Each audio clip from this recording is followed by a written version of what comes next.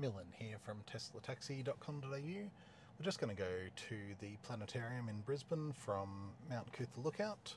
So when we put our indicator on, we can move the indicator position around and we can go into drive and take off as normal. This car has EAP, or Enhanced Autopilot, so it does do a little bit more on the freeways than the standard autopilot that all Teslas have. However, with this drive, because there's no freeway involved, we will just be using the standard features that all Teslas have on board as far as the driving capabilities go, which is cruise control.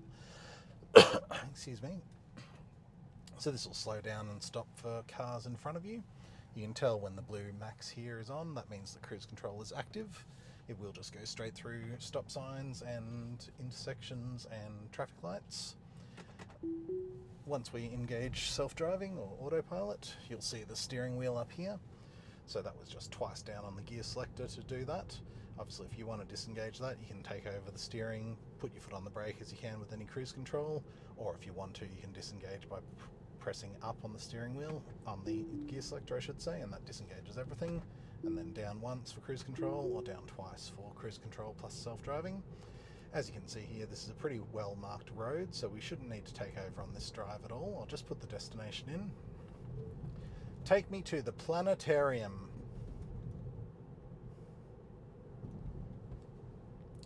So that'll key in the destination now. We're 3 minutes away, so it shouldn't be too much of a long video this time. When we get to the planetarium, if the car park looks good, I might show the self-parking, which is something you do only get with EAP, Enhanced Autopilot, or FSD, Full Self-Driving. But all these standard driving operations that you're seeing at the moment that are hands-free is all included with all versions of the AutoDrive software, which is Autopilot, Enhanced Autopilot, and FSD. So whenever it makes that noise, you just want to touch the steering wheel lightly to let it know that you are still awake. You will notice here a message down the bottom will pop up at some point, and then will start flashing blue up the top when it needs you to touch the steering wheel to let the car know that you're still awake. The windy road that we're on now, again with good line markings, should be fine, but you are always ready to take over if the car does do the wrong thing.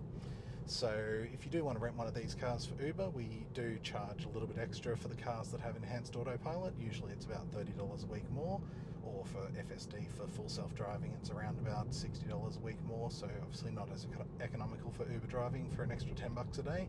But some people do find those convenience features do extend their work life, so to speak. They can afford to drive a little bit longer each day to cover that $10 in cost, because the car is doing more of the work, taking more of the drain off the human. As you can see there, you just want to touch the steering wheel every time it does that notice.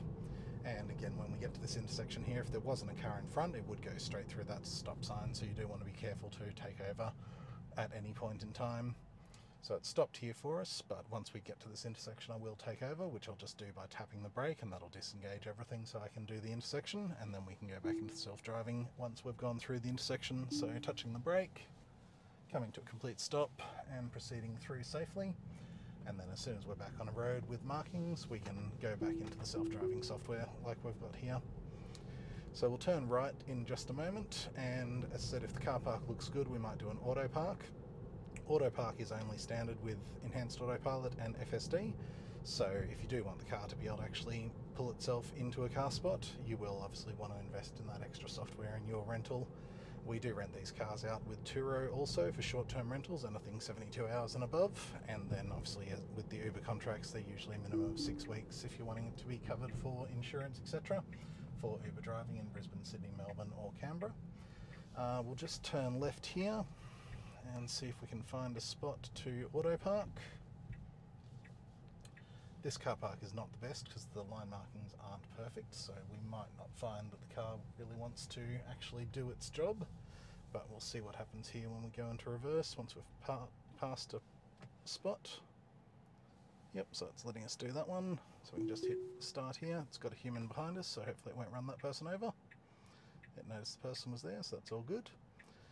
And it will pull into this space, hopefully without hitting that car.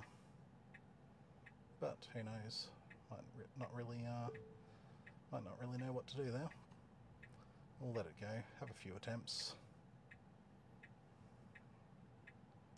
Still doing okay so far.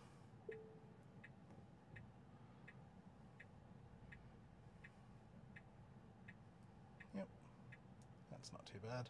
Didn't get too close to the other vehicles, so I wasn't too concerned on that one. So that's the auto steer and the auto park, and we'll also just do what they call summon. So we'll just pull this car out and summon it to us. So from the Tesla app here, you will need to go into the summon section, and once we move away from the parked car, we'll be able to do a demonstration of that one. Excuse me, doing all this one-handed today.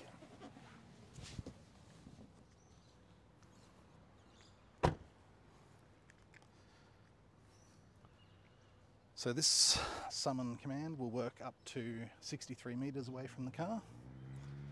So when we come back to the phone here, I might just put this zoom on something more appropriate for this sort of action.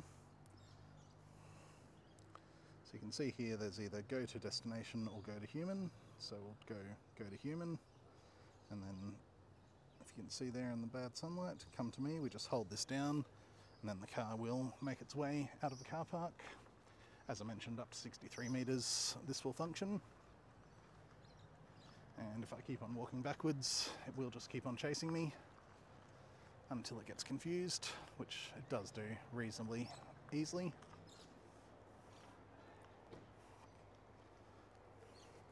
But did do a reasonable job there. Probably wouldn't get that close to the car myself, but I'm not a robot, so I guess you got to deal with that from time to time. So that looks to be as far as it wants to come today. But yeah, as I mentioned, you can take this up to 63 meters away and have the car come to you. Again, this summon command is only available with FSD or EAP, Enhanced Autopilot, and you can even be in the car and drive the car around to the summon points if you want to. Tesla-Taxi.com.au if you'd like to rent one of these vehicles. Thank you.